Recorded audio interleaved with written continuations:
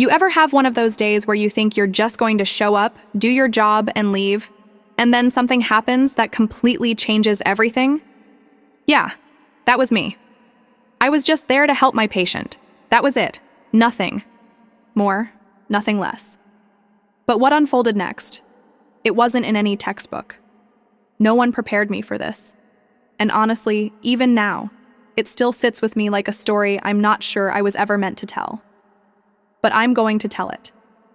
Because sometimes, what happens behind closed doors needs to be brought into the light. It started on a Wednesday morning. You know the kind. Overcast skies, a little cold, the coffee machine broke at the clinic, and everything felt about 5 minutes behind schedule. I had a new patient on. My schedule: Sarah, mid-30s. On paper, just another intake. She walked in, shoulders stiff like she was holding back the weight of the world. Not physically heavy, but you could feel it. You know what I mean? Some people carry their hurt like a shadow that never lets them go. She smiled politely, sat down, but there was a sadness in her eyes that I couldn't ignore. "Hi," she said softly. I'm not really sure where to start."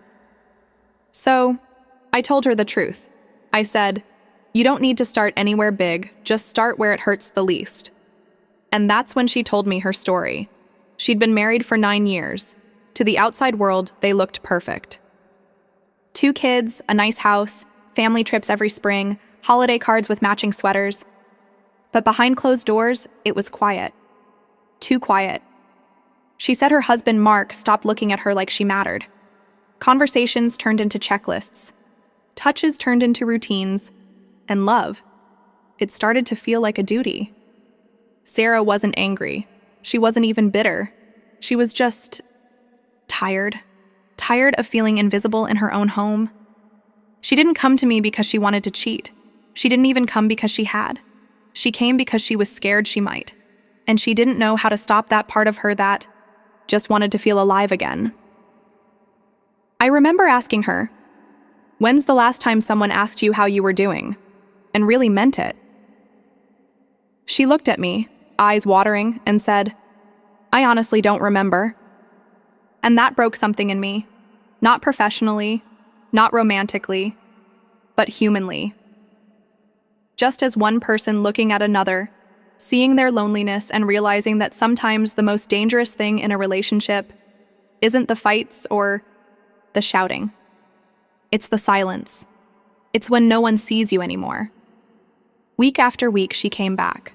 We talked about her marriage, her fears, her childhood, her dreams.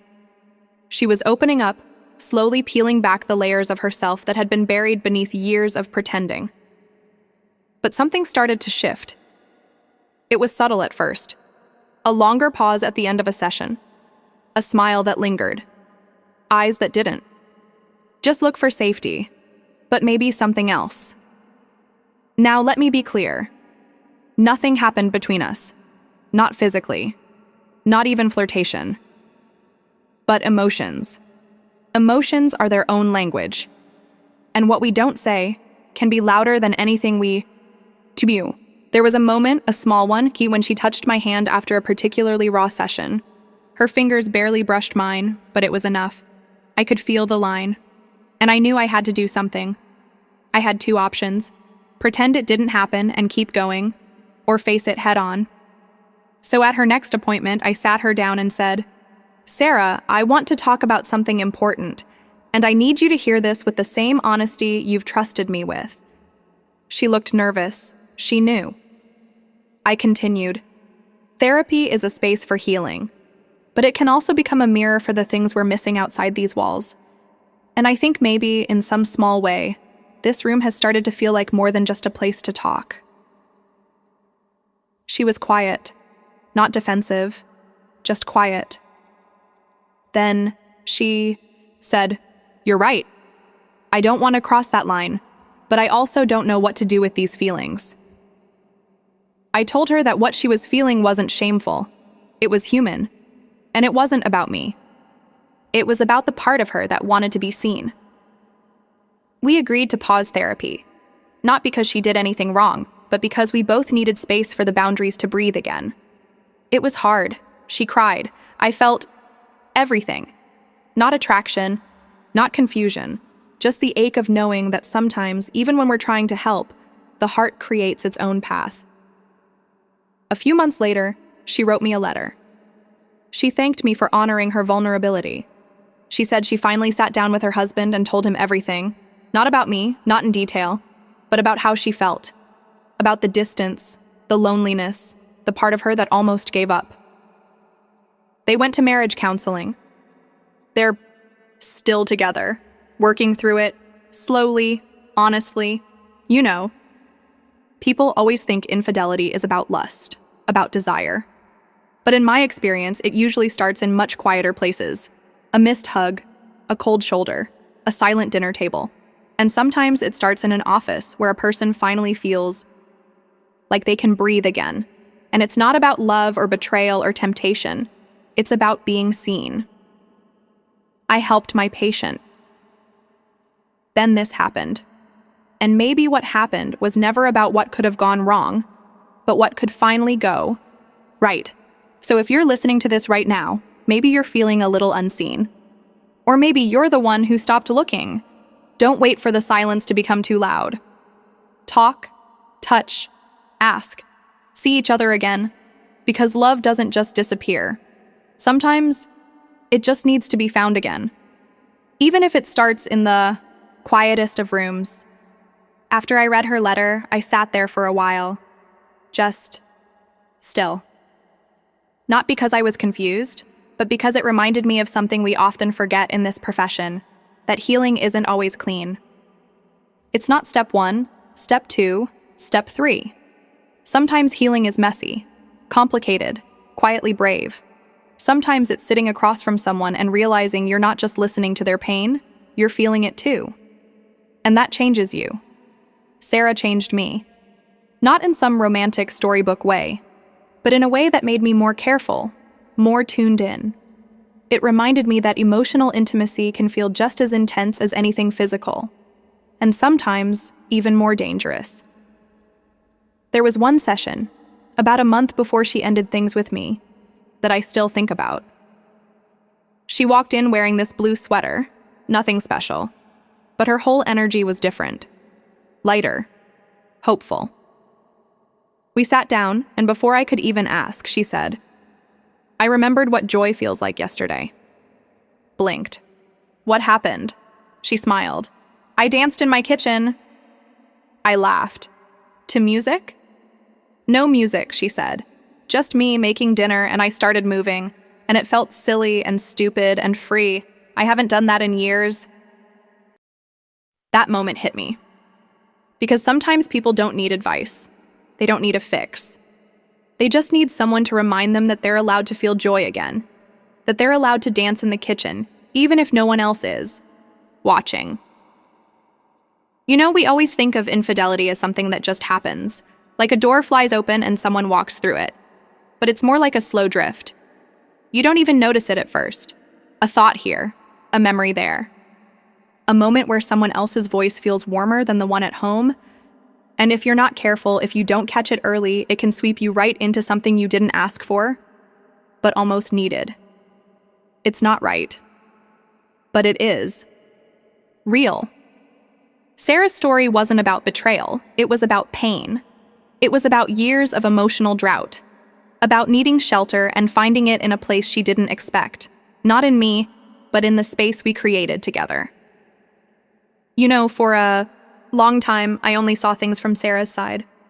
But after the letter, I started thinking about her husband, Mark. How many times had he come home exhausted? How many times had he told himself, "I'll talk to her later," but later never came? How many times did he believe they were okay, because no one said they weren't? It's easy to point fingers in stories like this. Easy to say, he should have loved her better. But love isn't always about big gestures. Sometimes it's about the daily choice to show up. To ask how someone is and wait for the real answer. To hold them without needing a reason. To choose them. Again and again. And maybe Mark forgot that. Or maybe he just didn't know she needed it, said out loud. A year later, almost to the day, I saw Sarah again. Not in my office, at the grocery store. She was pushing a cart with her daughter, sitting in the front. And there was Mark, trailing behind, holding bags of oranges and looking completely out of place in the produce section. We locked eyes, and for a second, neither of us said anything. Then she smiled. A full, real smile. She walked over, introduced her daughter, and we talked for a few minutes like old friends. No tension, no secrets, just peace. Before she left, she said, "Thank you. Not for the sessions, but for seeing me before I could see myself. And I've carried that with me ever since." Helping someone doesn't always mean fixing them. Sometimes it just means being there. Sometimes it's just holding space long enough for them to feel safe enough to fall apart, and then gently reminding them they can get back up. Sarah did, and I believe Mark did too. Their marriage wasn't perfect, but it was real, and real love. It can take a hit, it can stumble, but when both people are willing to show up, own their part, and choose each other again, it can survive even the quietest form of heartbreak.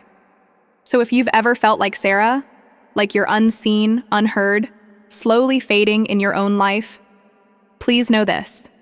You are not wrong for wanting to be chosen.